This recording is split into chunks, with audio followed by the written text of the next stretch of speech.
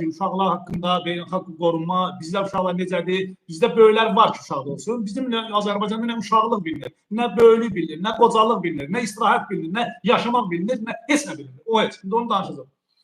Ya dediyim kimi, bəzən deyirlər ki, deyirsən, məsələn, vətəndaş gedir haqqın tələb eləmək. Gedir idarədə məsələn. Ta ki 5 manat bu istəyir, bunu rüşvətli verəmərəm. Deyən kimi sən dövlətə qarşı çıxırsan, yəni insanlar elə yerdən vurmağa qorxudurlar ki, və yaxud da ki, sən hakimiyyətə qarşı çıxırsan, ki, bu sənədir ki, məndən rüşvət alma, mənim borcum, haqqım, yəni xəstəxana pulsuz, bu belə olmalıdır. Haqqın tələb edən vətəndaşı deyirlər ki, bu müxalifətçidir. Bir daha müxalifət bütün dünyada var. Müxalifətçilik düşmənçilik deyil. Sadəcə insanların müxalifətçi deyib, o insanların gözündə müxalifət sözünü düşmən kimi qələmə verməlidir. Bu müxalifətçidir. Biri çıxır buradan deyir, qara gülürçülər, nə bilim, filanlar, təxribatçılar, Amerika işləyir, Fransa işləyir, nə bilim, Erməni işləyir, filan işləyir.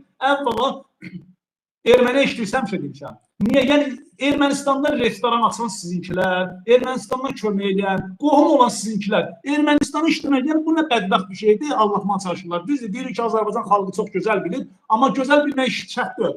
Mən bilirəmsə, susuramsa, bilmirəmlə susmaqda fərq yoxdur. Yəni, bilib susuramsa, bilmirəm susmaq, eyni şeydir.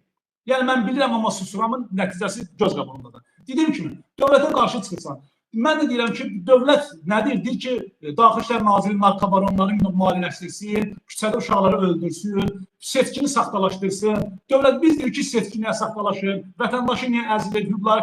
Biz əgər bu dövlətə qarşı çıxmaqdırsa, onda demək bizim, yəni dövlət deyir ki, qulduruq etməlidir. Məmurlar büdcəni talamalıdır, vətəndaşı işgəncə verməlidir, polis qorxu yaratmalıdır. Yəni dövlət budursa, elə dövlət olmur. Dövlət heç vaxt qanunlara zidd getmir.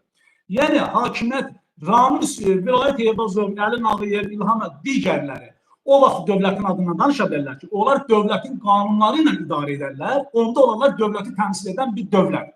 Yoxsa Vilayət Eybazov dövlətin qanunlarını qoyub bir kənara, dövlətin qanunlarını tapdıyır, öz qanunlarını qoyur. İşgəncə, əxlaqsız yuvasına çevrilən otellər işlədirlər, nə bilim, bütün cinayətlərin başında duran 3-4 qurum var. DTX Əli Nağıyevdir, polisdir, prokurorluqdur, məhkəmələr də onları don geyindirib, bir cür örtbaslayır. Yəni bunlardır.